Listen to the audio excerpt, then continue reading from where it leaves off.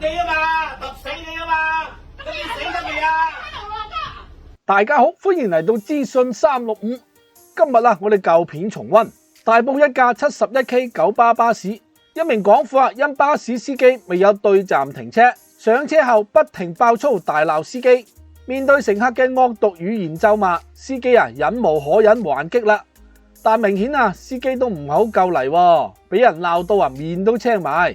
呢位女子被網友封為大埔公主，諷刺喺車廂鬧人嘅行為係公主病發咗。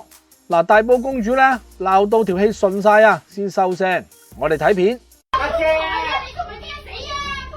你又話出嚟驚死你啦！你行出去啊！你行出去啊！中出去啦！你係咪想死啊？你想死啊！你夠想死！你仲揼濕你！你咁高歲做咩司機啊？做咩司機啊？走啦！冇做係咪走啊？走咯，落車！落車！邊個落車啊？你落車啊！你冇走啊！有埋乜講你真係。字又唔提提，都睇到你一字又唔提，踩住角門又唔提，走翻轉頭你又開。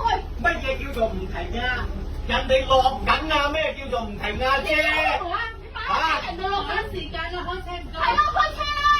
人哋個個講時間。咁你話揼濕你啊嘛，揼死你啊嘛，咁你死得未啊？喺度落交，而家都係人聊交啊！係咪真係喺度聊我鬧交啊？阿姐，你咁樣騷擾住司機，開唔到車喎。佢喺度聊我鬧交，我幾時去聊啫？我行出入咗嚟啦。哥哥一上車喺度鬧，又話揼濕我佢。係人哋叔叔。不如咁，你想拗咧，你落車，你自己同公司講，你係拗嘅。你係嘈嘅，你自己唔開車嘅事。你自己上嚟嘈㗎咋姐，我想唔係有人想同你嘈啦。我行咗埋嚟，你都拗翻個轉頭。我行咗埋嚟，你係咪拗翻轉頭啊？跟住除埋攞條街嚟鬧我，係咪啊？唔係鬧你，解釋俾你聽。解咩食我聽啫？開車啦，人哋講咗開車啊！講埋不講仲喺度鬧你。人，仲喺度鬧，黐線！邊個鬧你啊？你咪係你上車係你仲喺度講啊？你係咪仲喺度講啊？係咪你啊？點